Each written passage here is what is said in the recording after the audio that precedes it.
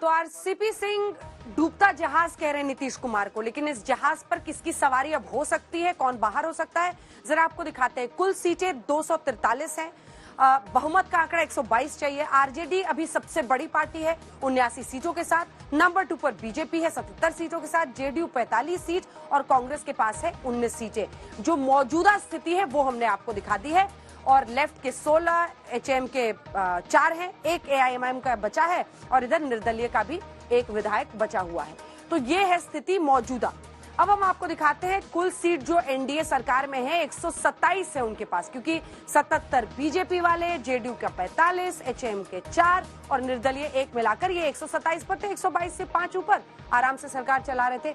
लेकिन अगर बीजेपी को छोड़ देते हैं तो 159 तक पहुंच सकता है नीतीश का आंकड़ा। वो कैसे?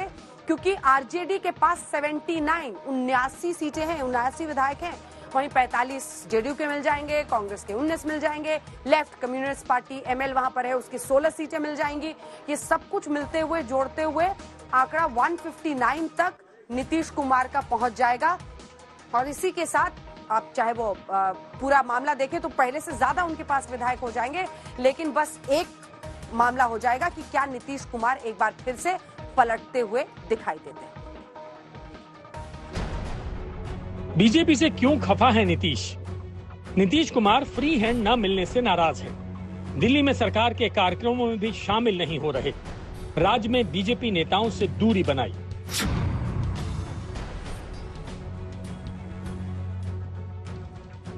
क्या नीतीश कुमार और बीजेपी के गठबंधन में जो दरार आती दिखाई दे रही है, क्या उसकी वजह यही है? बीजेपी और जेडीयू के बवाल का चैप्टर कैसे शुरू होता है, आप भी सुनिए।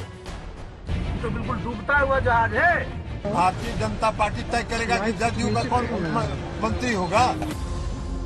ये 1-2 दिन में तय हो जाएगा कि डूबता जहाज नीतीश कुमार हैं या फिर एनडीए। चलिए अब आपको बताते हैं कि जेडीयू और बीजेपी के गठबंधन में टूटने की चर्चाएं क्यों और कैसे शुरू होती हैं। तो बिहार में सबसे बड़ा बवाल मचा है आरसीपी सिंह को लेकर। जेडीयू के पूर्व अध्यक्ष आरसीपी सिंह केंद्र सरकार में मंत्री थे। उन्हें जेडीयू में बीजेपी के आदमी के तौर पर देखा जा रहा था, क्योंकि नीतीश की मर्जी के बिना वो केंद्रीय मंत्रिमंडल में शामिल हो गए थे। लिहाजा पहले नीतीश कुमार ने उन्हें दोबारा राज्यसभा नहीं भेजा, जिससे उन्हें मंत्री की कुर्सी छोड़नी पड़ी और अब वो पार्टी भी छोड़ चुके हैं। जेडीयू के राष्ट्रीय अध्यक्ष ललन सिंह कह रहे हैं कि बीजेपी तय नहीं करेगी कि मंत्री कौन बनेगा। नीतीश इस बात को लेकर बेहद नाराज है कि जिस तरीके से बीजेपी ने 2020 विधानसभा चुनाव में चिराग पासवान का इस्तेमाल जनता दल यूनाइटेड को हराने के लिए किया था, वैसा ही इस बार बीजेपी आरसीपी सिंह के जरिए जनता दल यूनाइटेड को डैमेज करने की कोशिश कर रही थी। अब ऐसे में बिहार की राजनीति के लिए अगले 72 घंटे बेहद महत्वपूर्ण हैं। अब हम आपको दिखाते हैं एलजेपी के चिराग पासवान का बयान। कल जेडीयू ने आरोप लगाया था कि पिछले चुनाव में बीजेपी ने चिराग पासवान के जरिए नीतीश कुमार को कमजोर किया था और अब आरसीपी सिंह के जरिए चिराग मॉडल से जेडीयू को नुकसान पहुंचाने की फिर से साजिश हुई है।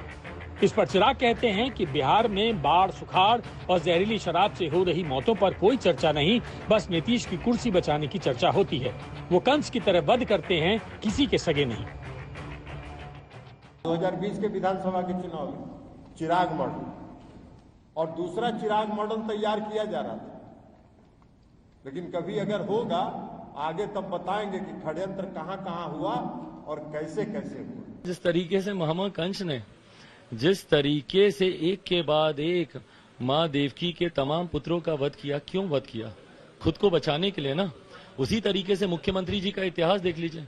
जॉर्ज साहब से लेकर शरद यादव जी से लेकर प्रशांत किशोर जी से लेकर उपेंद्र कुशवाहा जी तक, अब आरसीपी सिंह जी तक, किसका नहीं ये वध कर रहे हैं? एक के बाद एक, ये सिर्फ अपनी कुर्सी बचाने के लिए गठबंधन तक का ये वध करते हैं। एनडीए छोड़कर महागठबंधन में क्यों गए? अपनी कुर्सी बचाने के लिए। महागठबंधन छोड़कर एनडीए में क्यों आए? अपनी कुर्सी बचाने के लिए। वापस महागठबंधन में क्यों जाएंगे?